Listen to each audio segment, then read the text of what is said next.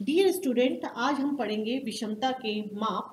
विषमता के माप के द्वारा हम ये कैलकुलेट करते हैं कि किसी भी सीरीज के अंतर्गत पॉजिटिव या नेगेटिव या उसकी मात्रा ज्ञात की जा सकती है।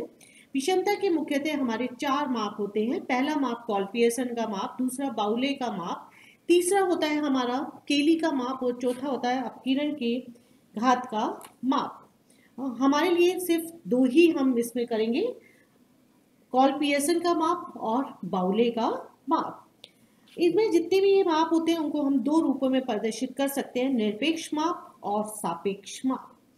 निरपेक्ष माप के द्वारा सिर्फ स्क्यूनेस पता चलता है, लेकिन यदि हमें दो सीरीज अलग अलग दे रखी हो और उनकी हमें तुलना करनी हो, हम ये जानना चाहते हो कि विषमता किसमें कम है या ज़्यादा है, तो उस स्थिति में हमें सापेक्ष माप को कैलकुलेट करना होता है। सापेक्ष माप को कैलकुलेट करने के लिए हम जो भी फॉर्मूला यूज करेंगे उसमें हम स्टैंडर्ड डेविएशन का भाग दे देते हैं, तो हमारा सापेक्ष माप आ जाता है। आज अपन पढ़ेंगे सिर्फ कॉल्पियर्सन का माप। यह माप समग्र श्रेणी के माध्यों की स्थिति पर निर्भर करता है और एक विषम आवर्ती वितरण में समांतर माध्य, मध्यका तथा बहुलक के मूल्य असमान होते हैं। सीरीज हमारी सिमेट्रिकल हो सकती है और एसिमेट्रिकल हो सकती है। जो हमारी सिमेट्रिकल सीरीज होती है, सिमेट्रिकल सीरीज का मतलब है एक निश्चित क्रम से संख्याएं बढ़ती हैं और उसी क्रम से संख्याएं घटती हैं, तो ये एक सिमेट्रिकल सीरीज कहलाती है। सिमेट्रिकल सीरीज में मीन, मोड और मीडियन तीनों की वैल्यू समान होती है। लेकिन जो हमारी एसिमेट्रिकल सीरीज होती है, एसिमेट्रिकल सीरीज का मतलब होता है कि एक किसी भी क्रम से संख्याएं बढ़ती हैं उसी क्रम, और जो संख्याओं का घटने का क्रम होता है वो आपका कैसा भी हो सकता है, मतलब कभी कम होंगी, कभी ज़्यादा होंगी, किसी भी प्रकार से हो सकती है। तो इस प्रकार की जो एसिमेट्रिकल सीरीज होती है उसमें मीन, मोड, मीडियन तीनों का मूल्य असमान होता है। इन माध्यों के मध्य अंतर जितना अधिक होता है, वितरण उतना ही हमारा अधिक विषम माना जाता है। ये जो माप होता है वो पॉजिटिव भी हो सकता है और हमारा नेगेटिव भी हो सकता है। तो यदि हम किसी भी क्वेश्चन में मोड की वैल्यू फाइंड आउट कर सकते हैं, तो उस स्थिति में हमारा स्क्यूनेस निकालने का फॉर्मूला होता है skewness is equals to mean minus mode. Arithmetic mean minus mode is equals to skewness. और यदि हमें कोफिशिएंट ऑफ स्क्यूनेस निकालना हो तब हमारा फॉर्मूला होगा mean minus mode upon standard deviation. इसके पश्चात कई बार ऐसा होता है कि हम मोड की वैल्यू फाइंड आउट नहीं कर सकते या किसी भी क्वेश्चन में मोड एक से ज़्यादा हो जाते हैं, तो उस स्थिति में हम मोड के ऊपर स्क्यूनेस को कैलकुलेट नहीं करते हैं, बल्कि हम मीडियन के बेस पे करते हैं और हमारा फॉर्मूला हो जाता है 3x बार माइनस m। x बार का मतलब अर्थमेटिक मीन और m का मतलब है यहाँ पे median. m is equals to median. अब कोफिशिएंट ऑफ स्क्यूनेस निकालने के लिए हमने जो फॉर्मूला ऊपर लिखा है उसको डिवाइडेड बाय स्टैंडर्ड डेविएशन कर देंगे, 3x बार minus m upon standard deviation. तो ये हमारा हो गया कोफिशिएंट ऑफ स्क्यूनेस। अब हम एक प्रॉब्लम सॉल्व करते हैं जिससे हमें क्लियर हो जाएगा और आपको रिवाइज भी हो जाएगा कि मीन और मोड और मीडियन कैसे कैलकुलेट किए जाते हैं। हमें एक इंटीजर सीरीज की हम प्रॉब्लम सॉल्व कर रहे हैं। आपको 1 से 9 तक नंबर्स हैं हमारे और x दे रखा है 35, 25, 33, 50, 37, 35, 33, 35 और 30। इस क्वेश्चन में हम देखते हैं कि मोड की बजाय हम यहाँ पे मीडियन को यूज करते हुए करेंगे, और यदि हम इंटीजर सीरीज में मीडियन कैलकुलेट करना चाहते हैं तो हमारा फर्स्ट स्टेप होता था, आप सीरीज को असेंडिंग या डिसेंडिंग ऑर्डर में हमें अरेंज करना पड़ेगा। असेंडिंग या डिसेंडिंग ऑर्डर में सीरीज को अरेंज करने के पश्चात हम फॉर्मूला यूज करेंगे और तब हमारी मीडियन की वैल्यू आ जाती थी। और हमें जो अर्थमेटिक मीन कैलकुलेट करना है, अर्थमेटिक मीन कैलकुलेट करने के लिए कोई नियम नहीं होता, सीधी जो हमारी वैल्यूज दे रखी है उनको टोटल करिए और टोटल करने के बाद हम नंबर ऑफ आइटम से इसको डिवाइड कर सकते हैं। तो सबसे पहले मैं निकालती हूँ मीडियन। हम पहले अरेंज करते हैं। सबसे छोटी संख्या है मेरी यहाँ पे 25, 25 के बाद है हमारा यहाँ पे 30,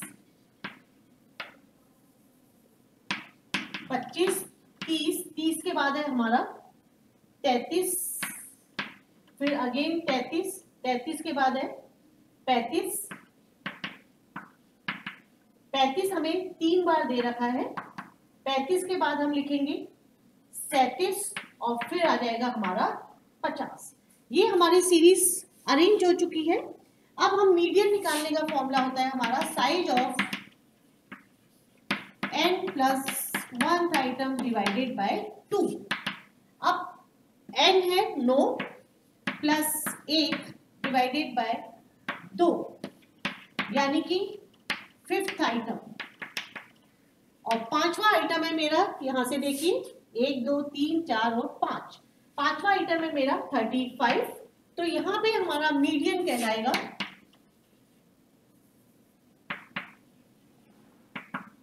मीडियन इज इक्वल टू 35। अब हमें निकालना पड़ेगा अर्थमेटिक मीन।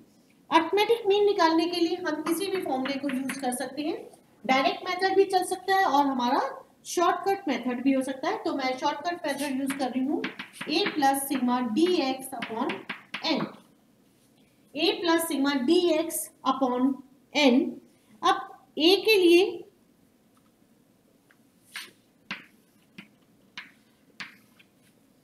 x माइनस ए बराबर डी एक्स, और a आप किसी भी नंबर को अज्यूम कर सकते हैं, और हम यहाँ पे a के लिए अज्यूम कर रहे हैं 35।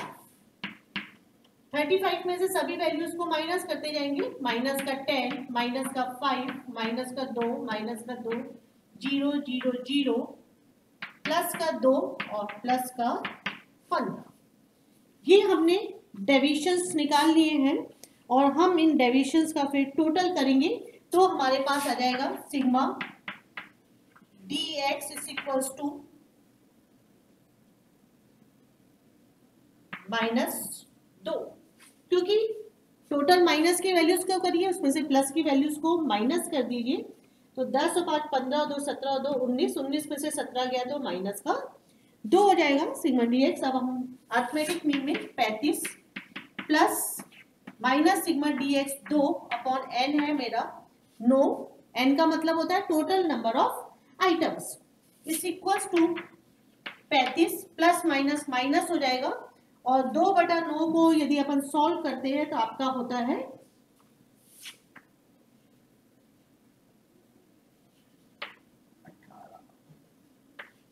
2.22 आएगा आपका, और ये हो जाएगा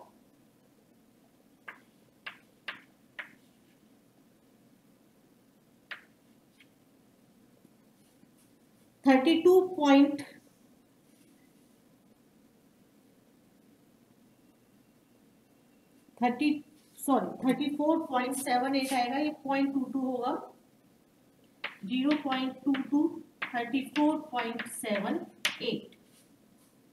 अब हम निकालेंगे स्टैंडर्ड डेविएशन। स्टैंडर्ड डेविएशन निकालने के लिए हमारा फॉर्मूला बनेगा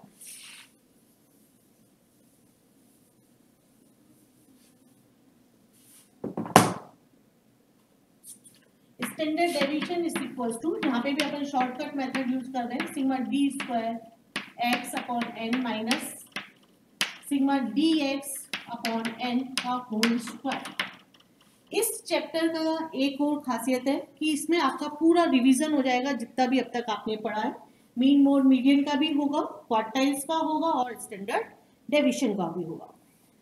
सिग्मा डी स्क्वायर एक्स हमें कैलकुलेट करना पड़ेगा, sigma d square x is equal to d x multiply d x. So 25 4 minus, ये सभी प्लस की होंगी, माइनस की संख्या थी, स्क्वायर करने से प्लस की हो जाएंगी, 225। अब हम इसका टोटल करेंगे और टोटल होगा आपका 362। सिग्मा डी स्क्वायर एक्स आया हमारा 362, एन 9 माइनस 2 अपॉन 9 का होल स्क्वायर। और यदि आप इसको सॉल्व करेंगे तो सॉल्व करने पे आपका आ जाएगा 40.22 माइनस 0.0494 और इस इक्वल्स टू 6.34। ये हमारा हो गया स्टैंडर्ड डेविएशन। अब हम अपने फॉर्मूले में वैल्यूज को रख देंगे। Skewness is equals to 3, arithmetic mean आया था हमारा 34.78 माइनस मीडियन था मेरा 35, तो ये स्क्यूनेस हमारा नेगेटिव आएगा और नेगेटिव होकर ये हमारा आ जाएगा 0.66। इसके बाद हम निकालेंगे coefficient of skewness. Coefficient of skewness निकालने के लिए minus 0.66 upon 6.34 is equals to minus 0.104। ये कहलाएगा हमारा नेगेटिव कोफिशिएंट ऑफ स्क्यूनेस। और हम ये कह देंगे इसमें हमारा जो डिसीजन होगा skewness is negative. Thank you.